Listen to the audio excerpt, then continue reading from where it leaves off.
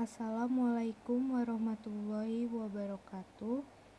Kami dari kelompok 9 yang beranggotakan 3 orang, yaitu yang pertama Adi Suhadi dengan NPM 2013031063, yang kedua Dwi Puspitasari dengan NPM 2013031043, dan yang terakhir saya sendiri Maya Indriani dengan NPM 2013031033.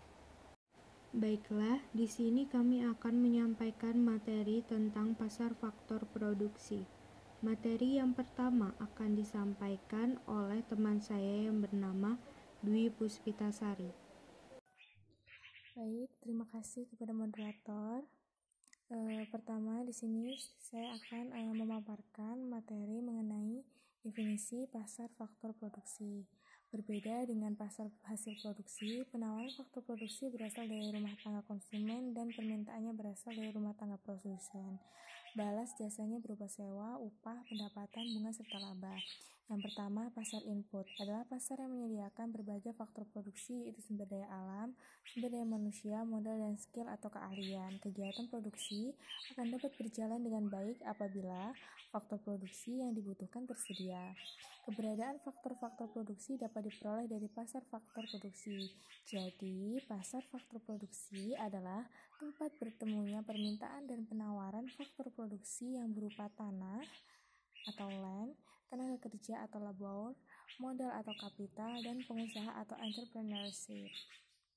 Yang kedua, ada pasar faktor produksi atau pasar input, serta pasar hasil produksi atau pasar output. Penawaran berasal dari konsumen atau masyarakat. Penawaran berasal dari produsen atau pengusaha.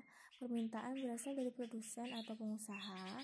Permintaan berasal dari konsumen atau masyarakat.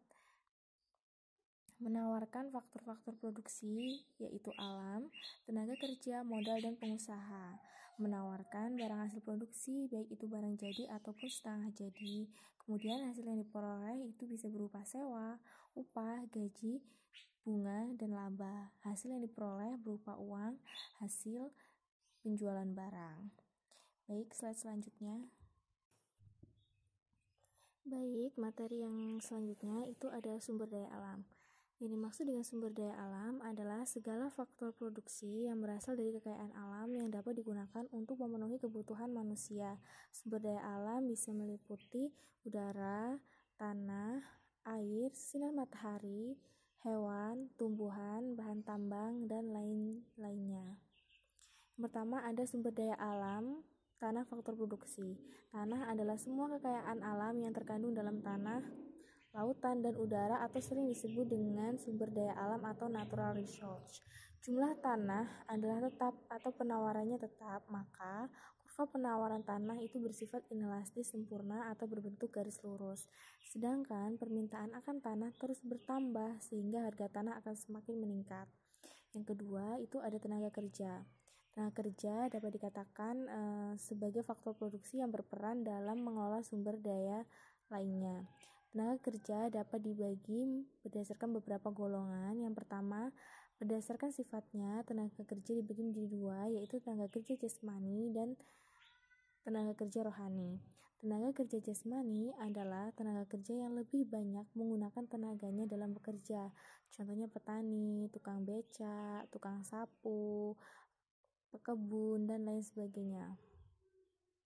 Yang kedua, tenaga kerja rohani, yaitu tenaga kerja yang lebih banyak menggunakan kemampuan pikirannya dalam bekerja.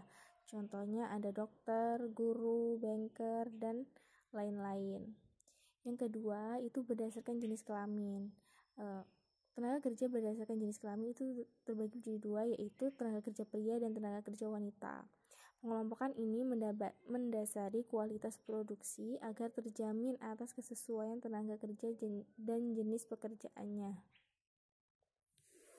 Kemudian yang ketiga itu ada tenaga kerja berdasarkan lapangan pekerjaan. Itu terbagi menjadi dua juga, yaitu tenaga kerja profesional dan tenaga kerja terampil atau terlatih.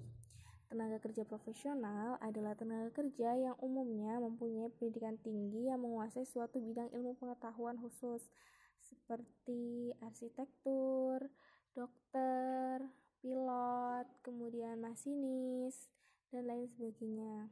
Kemudian tenaga kerja terampil atau terlatih adalah tenaga kerja yang memiliki keterampilan khusus dalam bidang tertentu yang diperoleh dari pendidikan seperti pendidikan menengah plus sampai setara diploma 3 seperti tenaga pembukuan.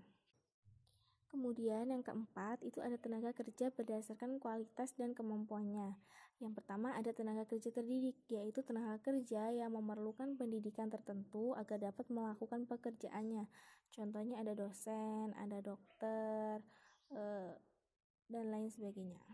Kemudian ada tenaga kerja terampil, yaitu tenaga kerja yang membutuhkan keterampilan tertentu sehingga umumnya itu memerlukan pelatihan tertentu untuk dapat melakukan pekerjaannya, seperti penjahit, capster salon, sopir, dan lain-lain. Kemudian ada tenaga kerja tidak terdidik dan tidak terampil, yaitu tenaga kerja yang tidak memerlukan pendidikan ataupun keterampilan khusus untuk dapat melakukan pekerjaannya. Contoh ada pemulung, tukang koran, pedagang asongan, kemudian ada pengemis, dan pekerjaan-pekerjaan lain yang tidak perlu pendidikan dan keterampilan khusus untuk bisa melakukannya. Baik, mungkin itu saja materi yang dapat saya sampaikan. Kurang dan lebihnya saya mohon maaf, dan kepada Allah saya mohon ampun. Saya kembalikan jalannya presentasi kepada moderator. Silahkan moderator. Materi selanjutnya akan disampaikan oleh teman saya yang bernama Adi Suhadi. Bismillah. Baik, saya pemateri kedua izin memperkenalkan diri. Nama saya Adi Suhadi, NPM 201303163. Di sini saya akan melanjutkan presentasi berikutnya, bagian modal pasar faktor produksi. Modal adalah tempat ditawarkannya barang-barang modal untuk kepentingan proses produksi. Pengertian barang modal tidak hanya berupa mesin-mesin ataupun peralatan saja, tetapi juga modal uang yang merupakan dana untuk membeli barang-barang modal. Modal yang berupa uang diperoleh dari tabungan dan pinjaman yang nantinya akan digunakan untuk investasi. Modal merupakan faktor produksi yang memiliki peranan dalam mempercepat serta membantu kelancaran proses produksi tersebut. Modal juga dapat dibagi menjadi beberapa golongan. Pertama, berdasarkan sifatnya. Ada modal tetap, yaitu modal yang memiliki sifat tahan lama sehingga dapat digunakan berkali-kali dalam jangka panjang. Contohnya mesin, bangunan, serta kendaraan. Ada modal lancar, yaitu modal yang memiliki sifat sekali pakai, contohnya kertas atau bahan bakar. Berdasarkan sumbernya, modal sendiri, yaitu modal yang bersumber dari pribadi, pemilik maupun perusahaan itu sendiri. Lalu modal asing, yaitu modal yang berasal dari pinjaman pada bank lain atau pihak lain. Berikutnya berdasarkan kepemilikannya. Pertama, modal individu, yaitu modal yang bersumber dan dimiliki oleh individu dan hasilnya dapat dikategorikan sebagai penghasilan bagi pemilik modal tersebut. Contohnya bunga tabungan, rental mobil, dan sewa bangunan. Lalu ada modal umum, yaitu faktor produksi modal yang berasal dari pemerintah dan digunakan untuk kepentingan bersama. Contohnya pasar dan pelabuhan. Yang terakhir berdasarkan bentuknya. Ada modal konkret, yaitu modal yang bentuk fisiknya dapat dilihat selama proses produksi, semisal mesin atau bahan baku. Lalu ada modal abstrak, yaitu modal yang tidak memiliki bentuk fisik namun berharga dan memiliki kegunaan bagi perusahaan. Satu hal contoh, hak paten, hak merek, dan nama baik. Next, kewirausahaan. Kewirausahaan adalah keahlian dan keterampilan yang dimiliki oleh seseorang dalam mengkoordinasi faktor-faktor produksi sedemikian rupa sehingga memperoleh hasil yang diharapkan. Hal pokok yang harus dilakukan oleh seseorang pengusaha terangkum dalam proses sebagai berikut. Yang pertama ada perencanaan, pengorganisasian, penggerakan, serta pengawasan. Pengusaha kewirausahaan, faktor produksi. Pengusaha merupakan orang-orang yang berjiwa wira swasta atau mempunyai kecakapan dalam tata laksana perusahaan, managerial skill. Pengusaha mempunyai peranan yang sangat menentukan, yaitu mengorganisasi faktor produksi alam, tenaga kerja, dan modal untuk mendapatkan hasil yang maksimal. Teori keuntungan J. Beazley mengatakan, wirausahawan memiliki tugas memimpin dan mengelola perusahaan agar memperoleh laba. Jika wirausaha berinvestasi di perusahaan, ia juga akan memperoleh bunga modal.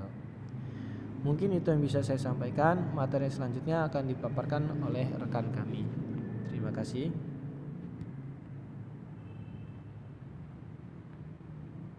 Baiklah, materi yang terakhir akan disampaikan oleh saya sendiri.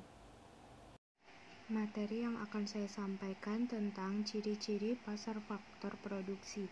Adapun ciri-ciri dari pasar faktor produksi ini antara lain adalah barang atau jasa yang diperjualbelikan adalah faktor produksi. Lalu penawaran datang dari rumah tangga konsumen. Kemudian permintaan berasal dari rumah tangga produsen. Selanjutnya pembelinya adalah para wirausahawan atau pengusaha atau produsen yang melakukan produksi.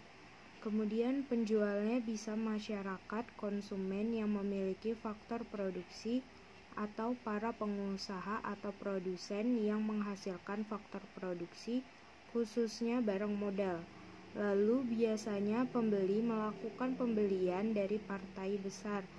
Kemudian letaknya cenderung mendekati penjual sebagai pemilik faktor produksi yang diperjualbelikan.